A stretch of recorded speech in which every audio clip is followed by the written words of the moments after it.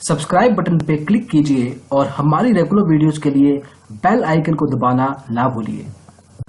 नमस्कार दोस्तों, earned digital blogger में आपका स्वागत है। आज हम बात करेंगे शेयर्स के बारे में। क्या होते हैं ये शेयर्स, किस तरह से इसमें ट्रांजैक्शंस होती हैं। बहुत से यूजर्स, चाहे वो बिगिनर लेवल हो, इंटरमीडिएट हो या एक्सपर्ट्स हो, उनको कुछ ना कुछ कंफ्यूजन्स रहती हैं। इस वीडियो का रीजन यही है बनाने का कि इन कंफ्यूजन्स को दूर किया जाए और स्पेशली जो बिगिनर लेवल ट्रेडर है उसको बताया जाए कि शेयर्स का मतलब क्या है। एक एग्जांपल भी लेंगे, किस तरह से कंपनी की शेयर्स की वैल्यूएशन निकाली जाती है, इसके बारे में भी बात करेंगे। तो आइए शुरू करते हैं।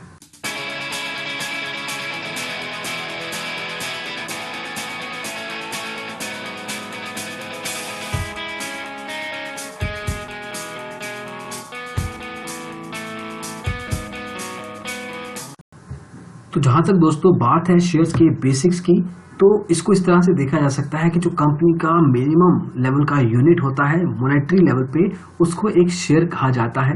किसी भी कंपोनेंट को उठाएं आप, वो किसी ना किसी तरीके से कुछ एटम से, कुछ यूनिट से बनी होती है। एक कंपनी की वैल्यूएशन का वो यूनिट कहलाता है शेयर। इसको आप खरीद सकते हैं, बेच सकते हैं एक स्पेसिफिक मॉनेटरी वैल्यू पे। इसकी एक स्पेसिफिक प्राइस होती है जो कि रोज के रोज चेंज होती है, हो सकती है। जब आप शेयर को बाय करते हैं तो एक तरीके से जिस कंपनी का शेयर आपने बाय किया है उसमें कुछ ना कुछ परसेंटेज स्टेक होल्डिंग आपने ले ली है। आप किसी परसेंटेज के उस कंपनी के एक तरह से मालिक भी कहे जा सकते हैं। तो ये है शेयर्स के बेसिक्स। अगर एग्जांपल लें तो मान लीजिए कि आपके पास एक कंपनी है, उसका नाम है रॉकफेलर म्यूजिक। आप अपने राज्यों में, अपनी स्टेट में अलग अलग म्यूजिक रिकॉर्डिंग्स करते हैं अलग अलग सिंगर्स के साथ, लेकिन अब आप चाहते हैं बॉलीवुड में अपना हाथ आजमाना। लेकिन उसके लिए चाहिए आपको 10 करोड़ रुपए की राशि। इस पे आपको सेटअप करना है, अपने अलग अलग प्रेजेंस बनानी है, मार्केटिंग करनी होगी। तो उसमें आपको पता लगा है कि 10 करोड़ का खर्चा आएगा, लेकिन इससे आपका जो बिजनेस है वो मल्टीफोल्ड लेवल पे इंक्रीज हो सकता है। लेकिन अभी के लिए कैश नहीं है, पैसा नहीं है आपके पास। तो किस तरीके से आप अपने बिजनेस को बढ़ाएंगे, अपने प्लान को कैसे मटेरियलाइज करेंगे, इसके लिए आपको क्या करना होगा। आप अगर एक कंपनी के मालिक हैं इस तरह की, तो सबसे पहले आप एक इन्वेस्टमेंट बैंकिंग फर्म को हायर करेंगे। उनको बोलेंगे कि मेरी कंपनी के ये जो एक्सपेंशन प्लान्स हैं उसमें आप मदद कीजिए, उसमें पैसा रेज करने के लिए मदद कीजिए। तो वो सबसे पहले देखेंगे कि आपकी कंपनी की करंट वैल्यू क्या है। उसमें फाइनेंशियल स्टेटमेंट को देखा जाएगा कि कितना प्रॉफिट, क्या परफॉर्मेंस रहा है, क्या रेवेन्यू निकाला है पिछले कुछ सालों में। और मान लीजिए इस एग्जांपल के तौर पे उन्होंने आपकी कंपनी की वैल्यू निकाली है 50 करोड़ रुपए, लेकिन ये एक इनटेंजिबल या टेंजिबल फॉर्म में जो भी वैल्यूएशन है कैश में नहीं है, ये कंपनी का वैल्यूएशन है। तो अब उन्होंने हर शेयर की वैल्यू निकाली है 100 रुपए और ऐसे 50 लाख शेयर निकाल दिए हैं जो कि आप अपने पास रख सकते हैं, बेच सकते हैं। That is up to your disposal. तो आपने सोचा कि 50 लाख में से मैं 10 लाख शेयर बेच देता हूं, मतलब 20% जो कंपनी का स्टेक है वो बाकी के इन्वेस्टर्स के लिए छोड़ देता हूं और बाकी के जो 40 लाख शेयर हैं वो मैं अपने पास रखूंगा। 10 लाख शेयर बेच के आप 10 करोड़ रुपए निकाल पाएंगे, जो भी आपको एक्सपेंशन प्लान के लिए पैसे चाहिए थे। तो अभी आपने ये आइडिया लिया है, 100 इन्वेस्टर्स आपने लाइन अप किए। अब इन्वेस्टर्स को लेके आना बहुत से तरीके हैं। आप एंजल इन्वेस्टिंग कर सकते हैं, आप प्राइवेट फंडिंग ले सकते हैं, इक्विटी फंडिंग ले सकते हैं, आईपीओ रेज कर सकते हैं एसएमई लेवल पे। तो मान लीजिए 100 इन्वेस्टर्स आपने लाइन अप कर लिए और हर इन्वेस्टर ने 10,000 शेयर्स खरीदे और एक तरीके से 10 लाख रुपया हर इन्वेस्टर ने आपकी कंपनी में शेयर इन्वेस्ट किया। अब 10 लाख रुपए इन्वेस्ट करके एक तरीके से ये जो शेयर होल्डर्स हैं, प्रति शेयर होल्डर के पास 0.2% स्टेक आ गया। याद रखिए 40 लाख शेयर आपने अपने पास रखे थे, मतलब 80% स्टेक आपके पास था। 20% स्टेक आपने बेचा और 20% स्टेक को अगर आप 100 इन्वेस्टर्स के बीच में बेचेंगे तो हर इन्वेस्टर के पास 0.2% आ जाएगा। तो एक तरीके से हर इन्वेस्टर के 0.2% आपकी कंपनी में होल्डिंग हो गई।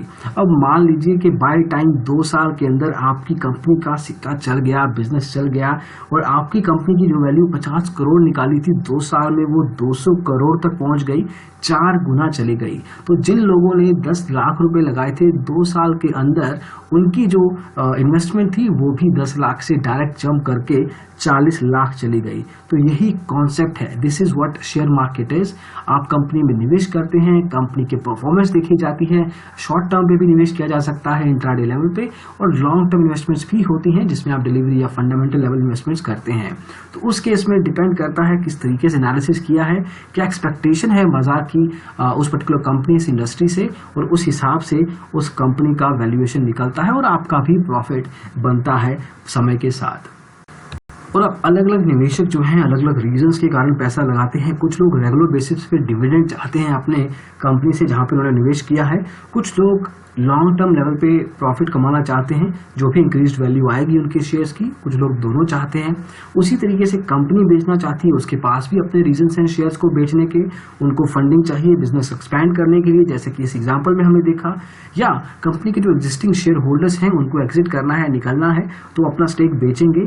इसी तरीके के नए इन्वेस्टमेंट को लाने के लिए फॉर एग्जाम्पल आईपीओ को लेके आते हैं, तो आपकी बिजनेस की विजिबिलिटी बढ़ती है, मार्केट वैल्यूएशन निकाली जा सकती है इससे, और कंपेटिटिव एडवांटेज भी मिलता है। तो ये कुछ रीजंस हैं जिसके कारण कंपनी अपने फंड्स को, अपने शेयर्स को बाकी के इन्वेस्टर्स के लिए अवेलेबल करवाती है। अब शेयर्स की वैल्यूएशन कैसी होती है जल्दी से देख लेते हैं। 3 तरीके हैं। सबसे पहला तरीका है कॉस्ट अप्रोच।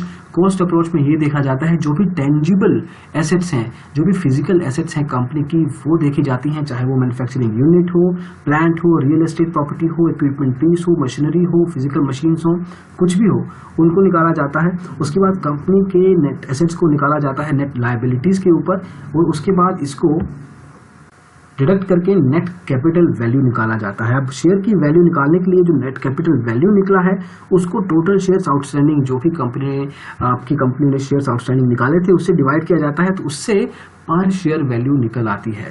लेकिन इसमें प्रॉब्लम यह है कि इसमें जो इनटेंजिबल एसेट्स होते हैं, चाहे वो ब्रांड वैल्यू है, चाहे आपने अपना ब्रांड इक्विटी जो क्रिएट किया है over a period of time, patents हैं आपके, तो ऐसी चीज़ों की वैल्यूएशन नहीं एड अप होती। दूसरा तरीका है मार्केट अप्रोच। ये थोड़ा सा कॉम्प्लिकेटेड है। इसमें पीई रेशियो को निकाला जाता है। पीई रेशियो को निकालने के लिए आपकी कंपनी का जो प्राइस है स्टॉक का, उसको ईपीएस से, अर्निंग पर शेयर से डिवाइड किया जाता है। पीई रेशियो आने के बाद आपकी कंपनी की वैल्यूएशन निकाली जाती है। जितना ज़्यादा पीई रेशियो होगा उतना अच्छा माना जाता है। हालांकि ये इंडस्ट्री टू इंडस्ट्री भी डिपेंड करता है। तीसरा तरीका है इनकम अप्रोच। ये सबसे सिंपलिस्टिक तरीका है, इजीली समझ आने वाला। आपके पिछले कुछ महीनों, पिछले कुछ सालों की ओवरऑल इनकम निकाली जाती है, क्या देखी जाती है, क्या इनकम निकाली है या क्या प्रॉफिटेबिलिटी रही है आपकी कंपनी की, और आने वाले समय में क्या पोटेंशियल इनकम निकाल सकता है करंट रेवेन्यू स्ट्रीम्स के साथ आपका बिजनेस, और उसके बेस पे एक कैलकुलेटेड वैल्यू निकाली जाती है, और फिर outstanding shares of the company से डिवाइड किया जाता है, ताकि आपका जो पर शेयर वैल्यू है उसको कैलकुलेट किया जा सके। तो ये कुछ तरीके हैं जिससे कि आप शेयर्स को इवेल्युएट कर सकते हैं कि क्या तरीका बेहतर रहता है आपकी कंपनी के लिए। नहीं तो आप ये भी देख सकते हैं कि जो भी कंपनी में आप निवेश करने जा रहे हैं उन्होंने किस तरीके से शेयर्स की वैल्यूएशन निकाली है। तो ये थे कुछ बेसिक्स शेयर्स के बारे में। यही रीजन था इस वीडियो को बनाने का। होपफुली आपने कुछ नया सीखा हो।